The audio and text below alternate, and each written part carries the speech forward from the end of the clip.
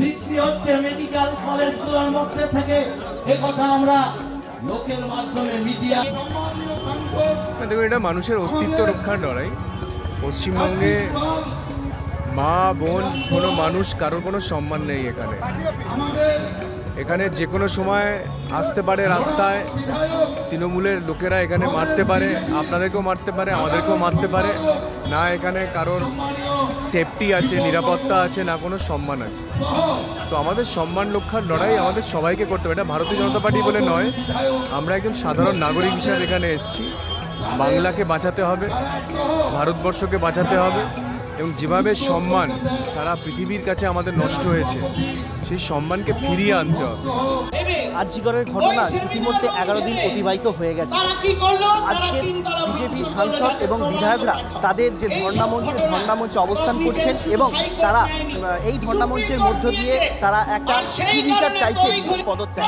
এছাড়াও আরও অনেক দাবি নিয়ে তারা আজকের এই ধর্ণামঞ্চে উপস্থিত হয়েছেন, যেখানে তারা চাইছেন যে মেডিকেল কলেজের যে ট্রেনি ডাক্তারকে যে ধর্ষণ করেছে, খুনের অভিযোগ সামনে আসে, তার যেন একটা দৃষ্টান্তমূলক বিচার চাইছেন এই মন্ত্রীর পদত্যাগ। প্রথমত বলতে চাই, যেভাবে মাননীয় মুখ্যমন্ত্রী তথা পুলিশ মন্ত্রী, স্বাস্থ্যমন্ত্রী যেভাবে পুরো ঘটনাটাকে ধামাচাপা দেওয়ার চেষ্টা করেছেন, সেটা আমরা দেখেছি, আপনাদের মাধ্যমে দেখেছি।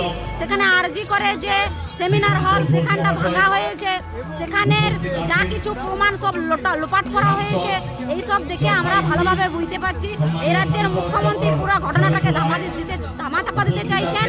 কিন্তু আমরা ছাড়নেওয়ালা নেই। আমরা পশ্চিমবঙ্গের মানুষ প্রত্যেকটা সাধারণ মানুষ সহ এই লড়াইয়ে আছেন। এই বোনটিকে আমরা বিচার পাইয়েই ছাড়বো। সাধারণ মানুষ আছেন, আমাদের মায়েরা আছেন, পশ্চিমবঙ্গবাসী আছেন, শুধু পশ্চিমবঙ্গ না, ভারতবর্ষ ছাড়াও ভারতবর্ষের বাইরেও বিভিন্ন জায়গাতে এই আন্দোলন চলছে। আমরা এই আন্দোলন চালিয়ে যাব। আর সব থেকে লজ্জাকর বিষয়, যেটা আমরা বিরোধী দল, একমাত্র বিরোধী দল এই পশ্চিমবঙ্গের, আমাদেরকে কোর্টের পারমিশন নিয়ে আন্দোলনের জন্য বা বিক্ষোভের জন্য আমাদেরকে পারমিশন নিতে হচ্ছে। এর থেকে লজ্জার আর কিছু হয় না।